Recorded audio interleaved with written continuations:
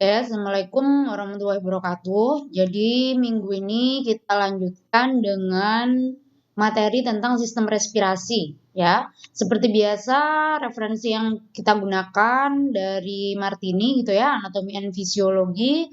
Nanti kalian bisa baca detailnya di textbook tersebut ya.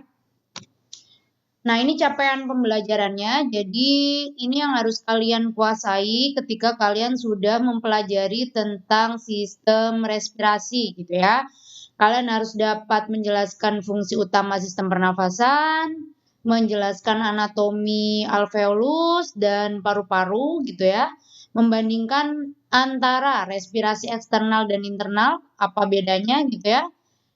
Menjelaskan prinsip-prinsip fisik yang mengatur difusi gas masuk dan keluar dari peredaran darah, menjelaskan bagaimana oksigen dan karbon dioksida diangkut dalam darah. Ini minggu kemarin juga sudah dipelajari dalam sistem peredaran darah gitu ya. Nah, terus kemudian faktor-faktor yang mempengaruhi laju respirasi dan yang terakhir yang paling penting adalah kalian harus bisa mengintegrasikan antara sistem pernafasan dan hubungannya dengan sistem organ yang lain, gitu ya.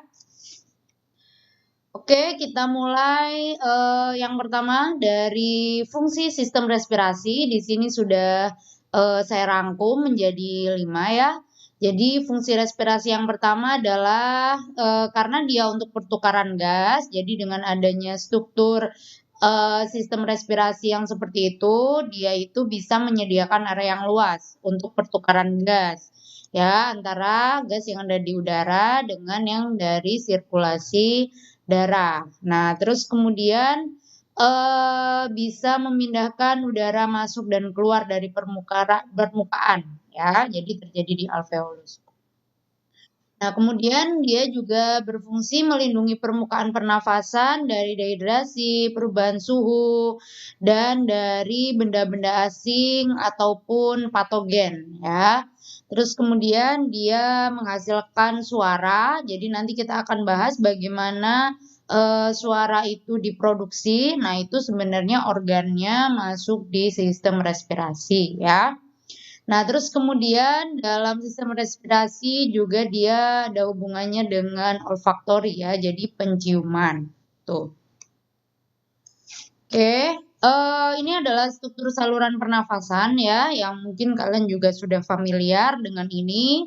Nanti kita akan bahas satu persatu masing-masing organnya ini, struktur dan fungsinya atau perannya seperti apa di pernafasan, ya. Oke. Nah, ini komponennya ya. Jadi kalau kalian lihat dari yang paling luar di sini ada hidung ya, ada hidung, terus kemudian ada nasal cavity di sini, terus kemudian dia akan ke faring ya, ke laring. Nah, jadi nanti di laring ini juga disebut dengan box ya, kotak suara gitu ya, kotak suara. Jadi nanti di sini terdapat pita-pita suara. Nah, terus kemudian ada trakea. Nah, trakea bercabang menjadi bronkus, bronkus bercabang menjadi bronkeolus.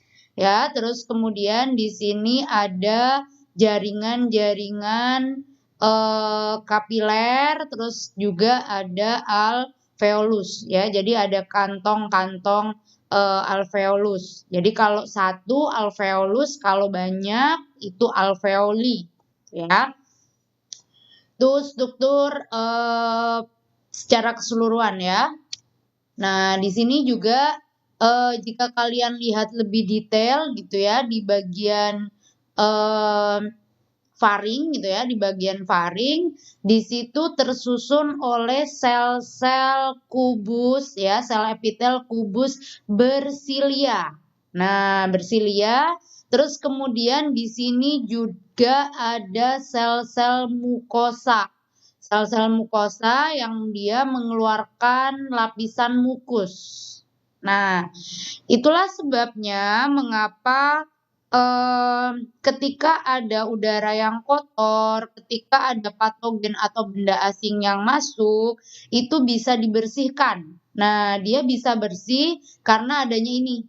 Ya, jadi membran-membran mukus ini dia merupakan salah satu sistem imun ya, yang dia itu bersifat non-spesifik dan dia pertahanan non-spesifik yang eh, eksternal gitu ya. Jadi sebelum si patogen-patogen itu masuk, maka dia akan terjebak dulu di membran-membran mukosa ini. Nah, dia juga nanti akan dibersihkan oleh sel-sel silia, eh, sel-sel epitel bersilia ini, gitu ya. Makanya kenapa dia itu berfungsi untuk menghalau patogen-patogen yang masuk. Nah, misalnya sekarang yang lagi heboh kan COVID gitu ya. Jadi dia masuk ke saluran pernafasan bawah. Nah, sebenarnya tubuh kita itu sudah punya pertahanannya. Jadi ini ada mukus, ini ada silia gitu ya.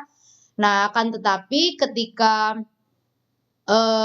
virusnya itu lebih kuat daripada tubuh kita, dia akan tetap bisa masuk ya, meskipun dia sebagian sudah ada yang terperangkap di cairan-cairan mukus ini, gitu ya. Dia akan nantinya bisa menginfeksi gitu ketika memang virusnya lebih kuat atau lolos dari membran-membran mukosa ini, gitu ya. Jadi ini sangat penting bagi sistem imun, bagi kebersihan udara yang kita hirup ya. Tuh. Oke, misalnya ini tadi kan udah ada bahasan sistem imun gitu ya. Misalnya ketika kalian ada sesuatu yang masuk gitu ya, benda asing atau patogen yang masuk gitu. Nah, itu kan biasanya menyebabkan kayak alergi, iritasi gitu ya. Nah, yang biasanya kalian itu ketika kena debu gitu ya, atau ada sesuatu gitu ya yang masuk ke dalam saluran pernafasan kalian, itu bisa menyebabkan meler ya, meler atau rhininitis gitu ya, rhininitis itu bahasa bahasa kerennya rhininitis gitu ya.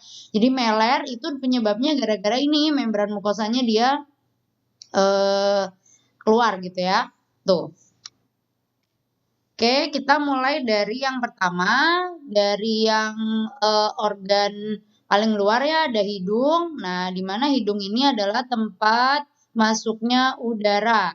Nah, di hidung ini terdapat ada langit-langit keras atau disebut dengan hard palate gitu ya, yang dia itu membentuk lapisan rongga hidung. Nah, ada juga soft palate gitu ya.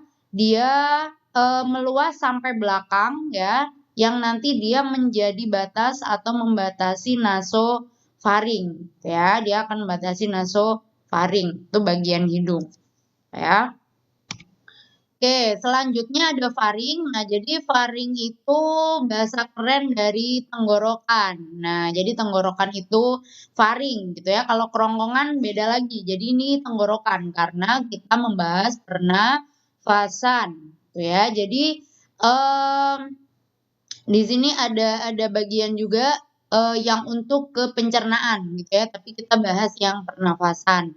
Nah, dia dilapisi oleh sel-sel squamosa berlapis ya. Jadi squamous berlapis dan dibagi menjadi 3 bagian. Ada nasofaring, orofaring, dan laringofaring. Yang mana masing-masing ini eh, bagian-bagiannya berbeda gitu ya, bagian-bagiannya berbeda. Nah, ini kita lihat lebih detail di sini. Nah, setelah ke hidung, udara masuk, ini ada faring di sini. Nah, di sini terdapat eh, pertemuan ya, terdapat pertemuan antara saluran pencernaan dengan saluran pernafasan, gitu ya. Di sini mulai dari ujung sini ya, kita lihat ada nasofaring, bagian tengahnya orofaring, dan bagian yang terakhir ada laringofaring. Nah, di sini ada epiglotis nih. Nah, ini epiglotis ini yang nanti akan dia itu akan menjadi pembatas gitu ya, pembatas antara eh, sistem pernafasan dan sistem pencernaan, gitu ya. Tuh.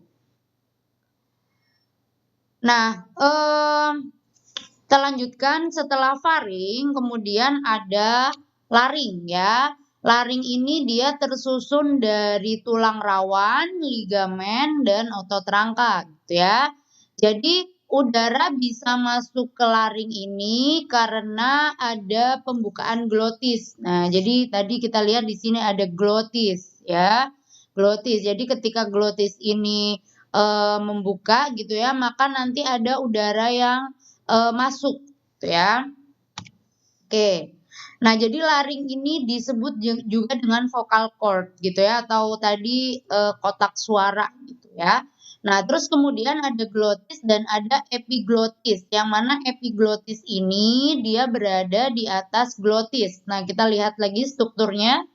Nah, ini ya. Jadi epiglotis, ini glotis ya. Jadi dia berada di atasnya glotis, si epiglotis ini ya. Oke.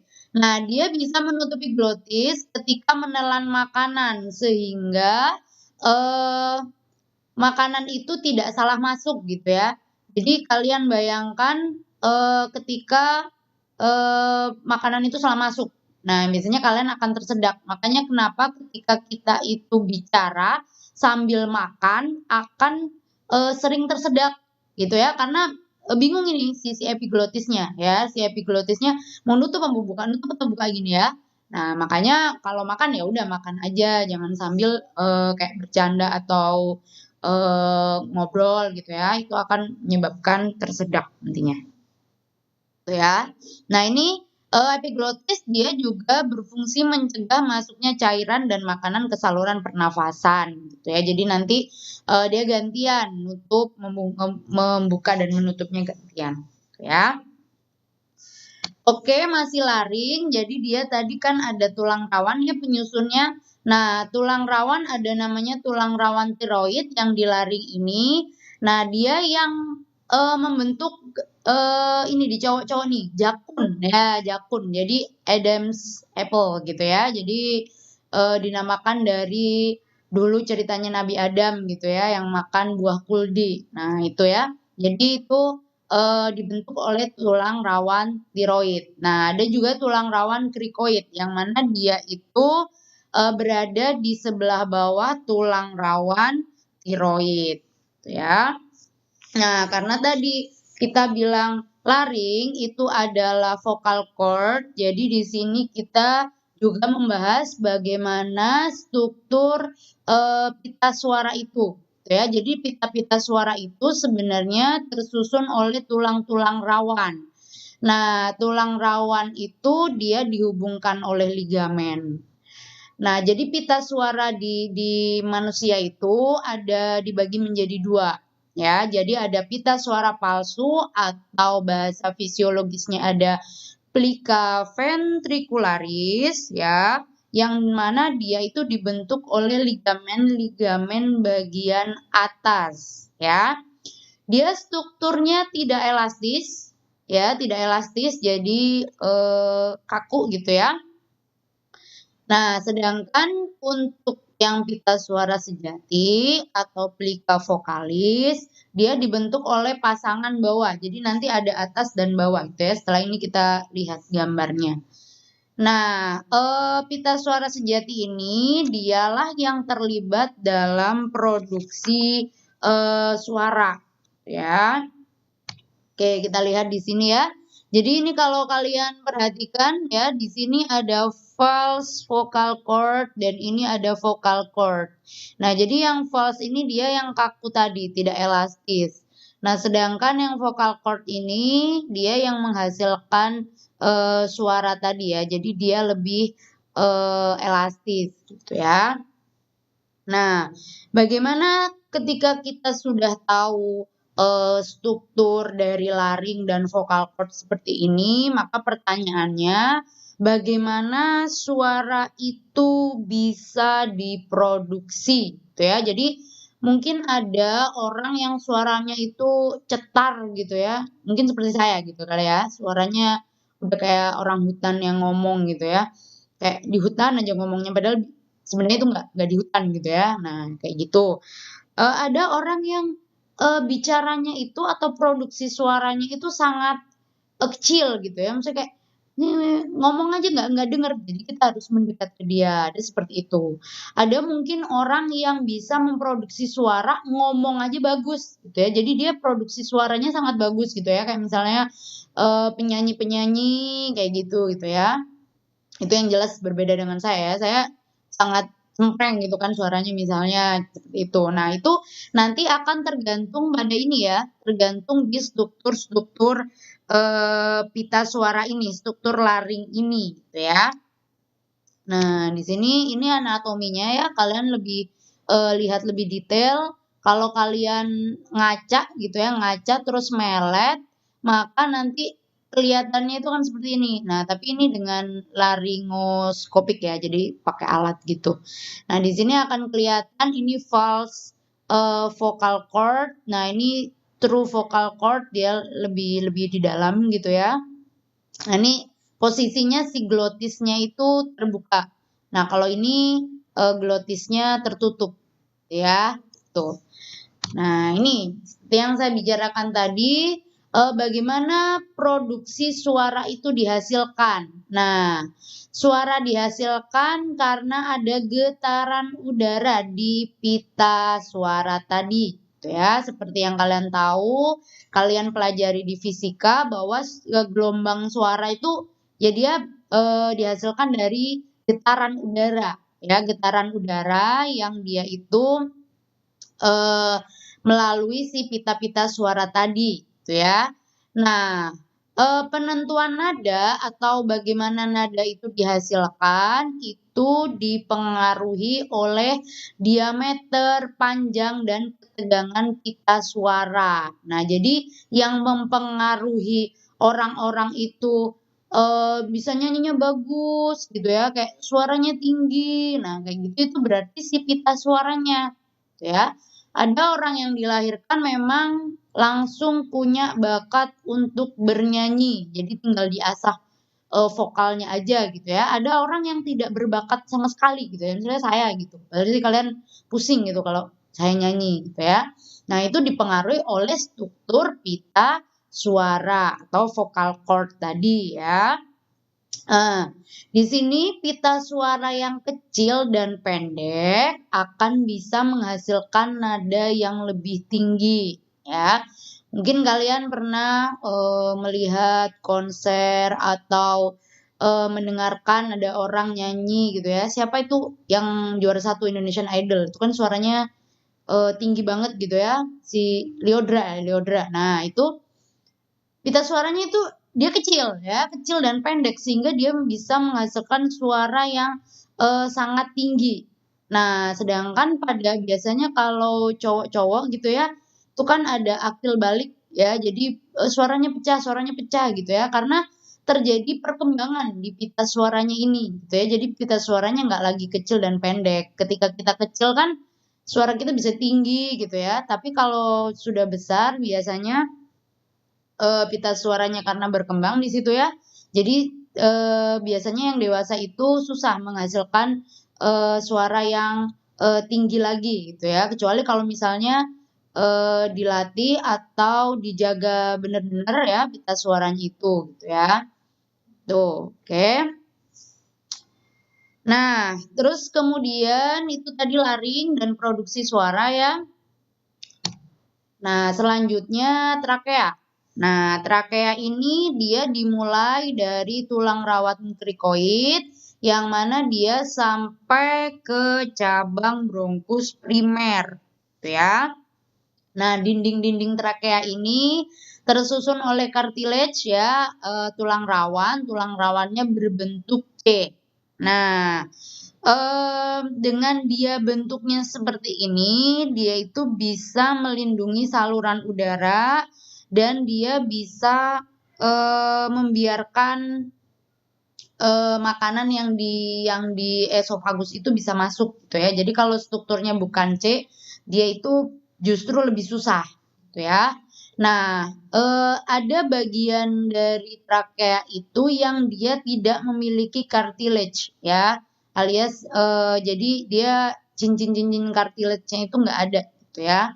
Nah, kalau nggak ada cartilage-nya, maka dia tersusun atau terhubung oleh otot polos dan otot trakea, yang mana otot-otot tersebut dia dikontrol oleh autonom, ya, autonom eh, nervous system, ya, sistem saraf autonom, tuh ya.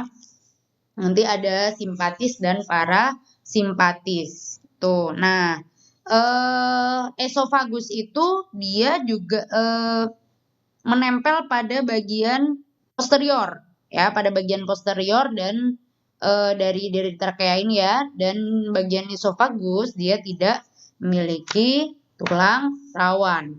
Nah, ini lebih detailnya ya. Jadi kita lihat di sini. Nah, ini tadi yang dia berbentuk C tadi ya, dia berbentuk C di sini. Terus kemudian di bagian posterior ini ada esofagus. Jadi esofagusnya ini nempel di sini, yang mana di sini tidak ada tulang rawan. Jadi kalian bisa bayangkan kalau di sini ada tulang rawan gitu ya. Jika terjadi sesuatu maka tulang rawannya bisa menusuk ke bagian esofagus. Ya, jadi di sini hanya ada otot halus saja. Nah, ini ya, jadi dia berbentuk C itu bisa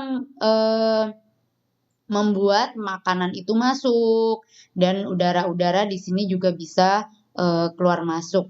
Jadi dia hanya melindungi bagian pernafasan ini aja. Nah, jadi seperti ini ya. Nah, ini yang bagian-bagian yang tidak ada tulang rawannya, tidak ada cartilage-nya, maka isinya adalah otot polos. Ya, jadi cincin-cincin ini itu cartilage, yang nggak ada, ya berarti itu adalah otot polos. Tuh ya. Oke, kita ke cabang selanjutnya. Jadi setelah trakea, kita ke bronkus ya. Kita ke bronkus, yang mana bronkus itu merupakan percabangan dari trakea yang dia itu bercabang menjadi dua gitu ya.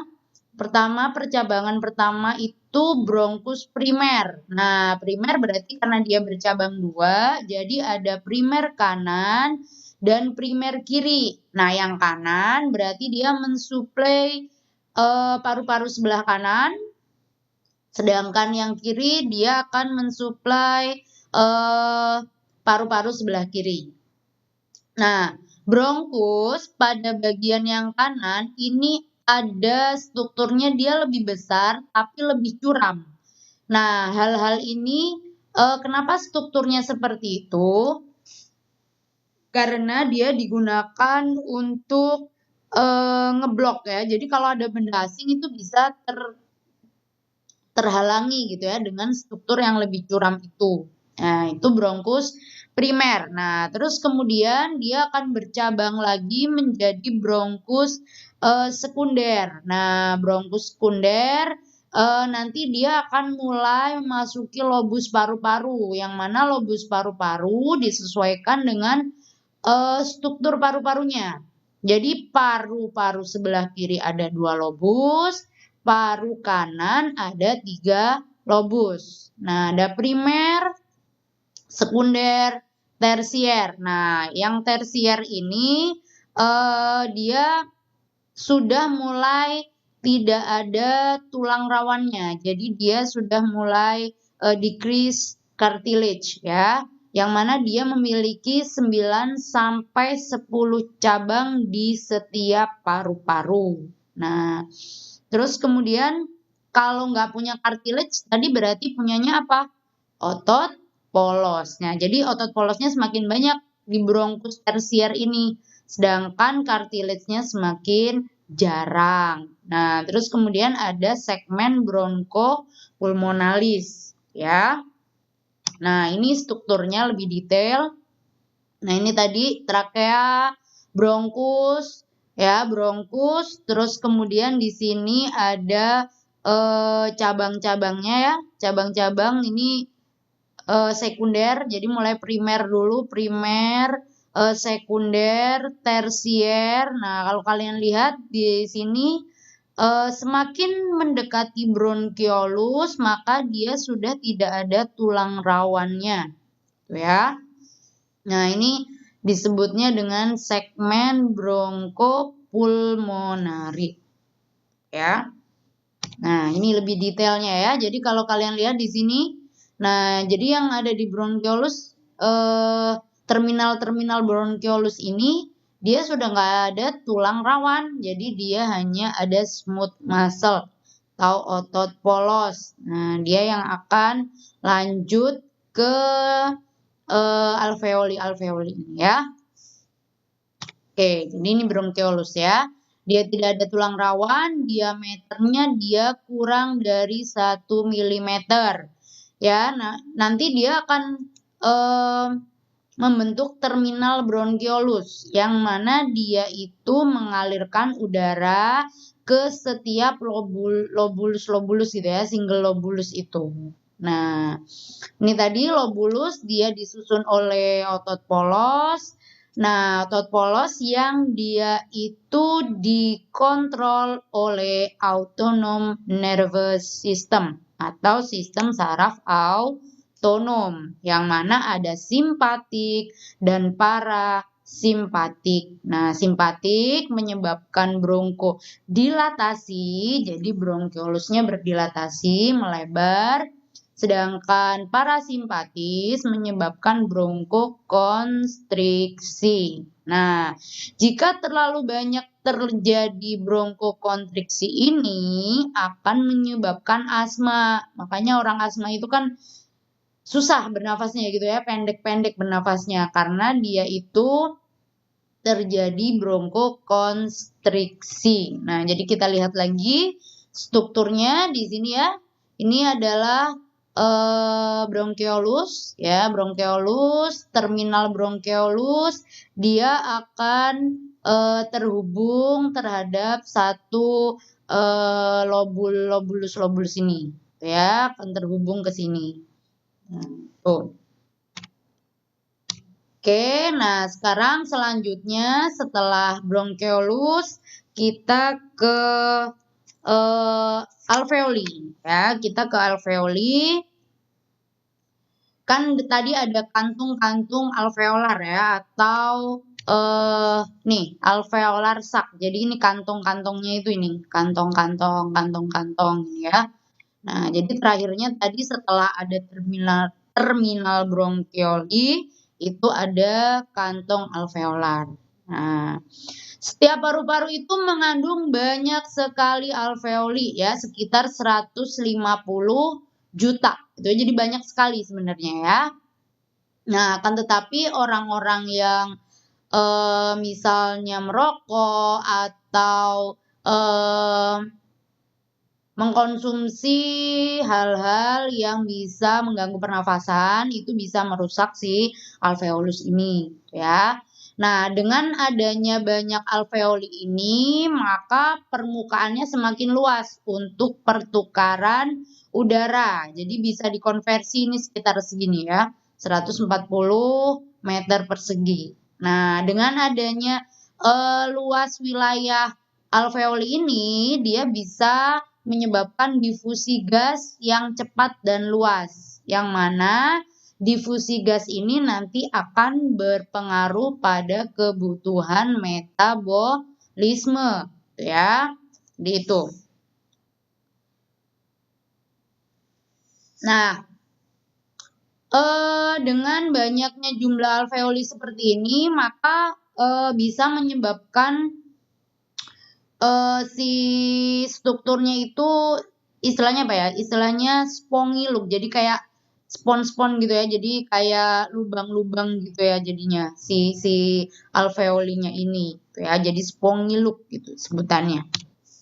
Nah, oke, kita lanjut ke struktur alveoli. Nah, alveoli ini dia terdapat ada sel primer dan sel septum ya, yang mana kalau sel primer ini disebut juga pneumosit tipe 1 yang dia terdiri dari epitel squamous sederhana dan dia sangat tipis strukturnya. Nah, yang mana di situ adalah wilayahnya si makrofag alveolar. Kira-kira kenapa harus ada makrofag di sistem respirasi. Ya, kira-kira kenapa? Yaitu ya hubungannya dengan sistem imun ya. Jadi makrofag ini nanti yang akan menelan partikel-partikel asing atau patogen-patogen yang masuk ke sistem respirasi. Nah, contoh lagi yang lagi heboh, COVID misalnya ya.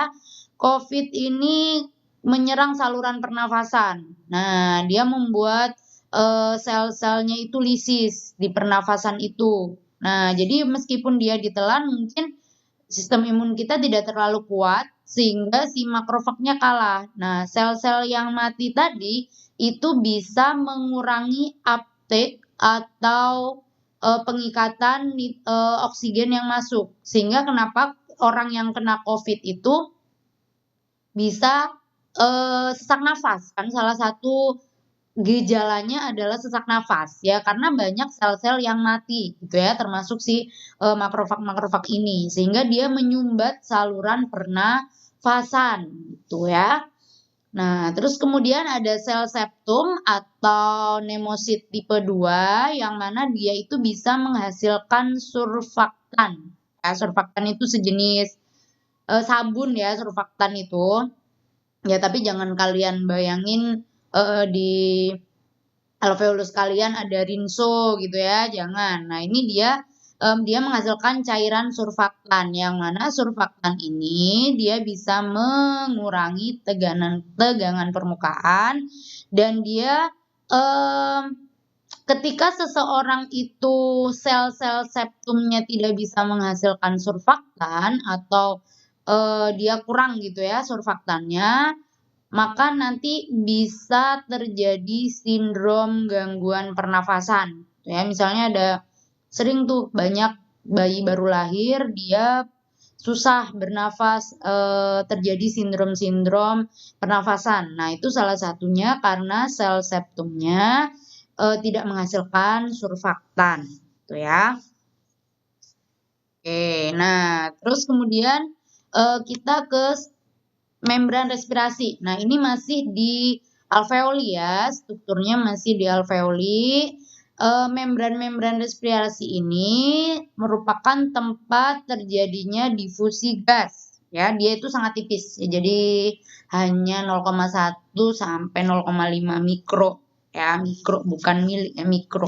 Nah, dia terdiri dari lapisan si membran respirasi ini. Nah, tadi sel epitel squamosa, sel endotel dia yang ada kapiler-kapiler yang saling berdekatan.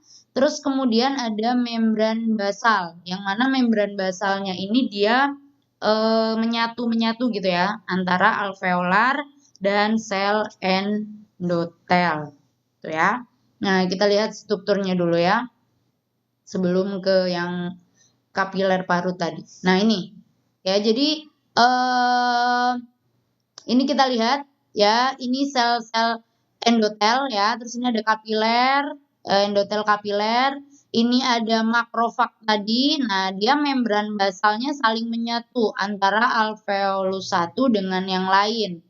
Nah, di sini ada sel septal tadi ya yang dia menghasilkan surfaktan. Nah, ini ada ada makrofag-makrofagnya. Nah, pada orang yang TBC ya, tuberkulosis. Nah, tuberkulosis itu pinter. Jadi dia itu memang ditelan oleh si makrofag ini. Tapi dia itu bisa tetap berada di dalam makrofag ini. Jadi dia sembunyi aja di dalam makrofag di tempat teraman di sistem imun di sini ya. Nah, supaya dia tidak dihancurin. Jadi dia ditelan, membiarkan dirinya ditelan, tapi tidak dihancurkan. Nah, sehingga dia diem aja di sini. Ya, makanya ada istilah TB laten. Jadi dia kayak nggak sakit gitu ya, tapi ada nih di dalam makrofagnya. Nah, ya. Jadi kalau kalian lihat di sini, ini membrannya sangat tipis ya, maka dia bisa menyebabkan adanya difusi udara ya, oksigen dan karbon dioksida antara alveolus dan sel darah merah. Ya, jadi ini membrannya sangat tipis. Membran basalnya dia menyatukan antara alveoli ini. Tuh ya. Nah, ini. Nah, selain dia mengedarkan darah, si endotel kapiler itu ya, dia juga bisa mengeluarkan enzim ya yang disebut dengan AC ya, angiotensin converting enzyme. Jadi dia itu bisa mengkonversi angiotensin 1 menjadi angiotensin 2 ya. Nanti kalau dia sudah berubah menjadi angiotensin 2 itu dia sudah aktif. Nah, nanti si angiotensin itu dia bisa mengontrol tekanan darah atau blood pressure gitu ya. Dengan cara apa? Dengan cara meregulasi cairan-cairan yang ada di dalam tubuh, ya.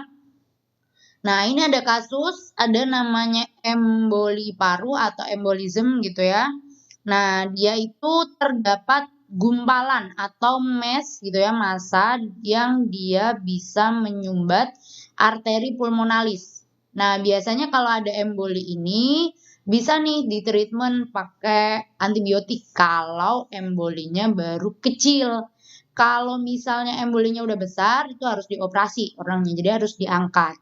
Kalau enggak, dia misalnya di treatment antibiotik gitu ya, nanti embolinya itu jatuh dan dia malah akan menyumbat aliran darah, gitu ya. Jadi bisa fatal, ya. Makanya emboli ini bahaya, gitu ya. Oke, ini tadi sudah. Nah, next kita ke paru-paru gitu ya. Jadi paru-paru itu dia memiliki 5 lobus ya, 5 lobus yang mana 2 lobus di sebelah kiri dan 3 lobus di sebelah kanan. Nah, terus kemudian bagaimana batasan paru-paru itu? Jadi puncak paru-paru itu dia memanjang sampai pangkal leher, ya. Sedangkan pangkalnya itu dia bersandar ya atau berada di diafragma. Nah, bagian paru-paru kiri dia memiliki kayak cekungan gitu ya, sebutnya cardiac nodes. Itu cekukan untuk si jantung. Ya, jadi ini.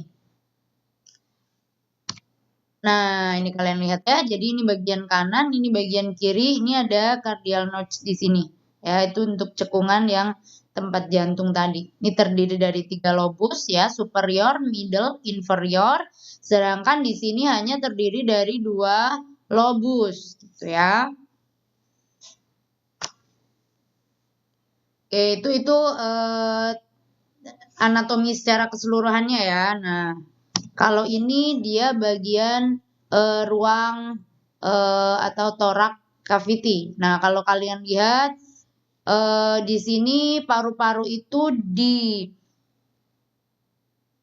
dilindungi gitu ya atau dilapisi oleh pleura gitu ya. Nah, lapisan pleura ini dia bisa menghasilkan cairan serosa. Yang mana cairan-cairan serosa itu bisa melindungi paru-paru dari gesekan gitu ya. Jadi biar tidak langsung bergesek pada si tulang-tulang rusuk ini ya, tulang-tulang dada ini. Nah, akan tetapi ketika kita lihat di sini, misalnya nih terjadi luka atau tertusuk ini ya, bagian pleuranya tertusuk. Nah, itu bisa menyebabkan yang namanya pneumothorax ya. Jadi pneumothorax itu terjadi ketika bagian parietal pleura ini tertusuk, gitu ya, tertusuk, sobek, sehingga nanti akan ada udara yang bocor gitu ya, dan kejadian itu atau pneumothorax itu dia bisa menyebabkan paru-paru akan susah mengembang, ya, karena udaranya dia air space-nya itu keluar gini ya, bukan di dalam paru-paru aja. Nah, itu ya pneumothorax. Jadi dia bisa menyebabkan si paru-parunya sukar untuk ngembang. Nah, itu ya. Jadi itu adalah penjelasan tentang bagian-bagian anatomi penyusun sistem respirasi.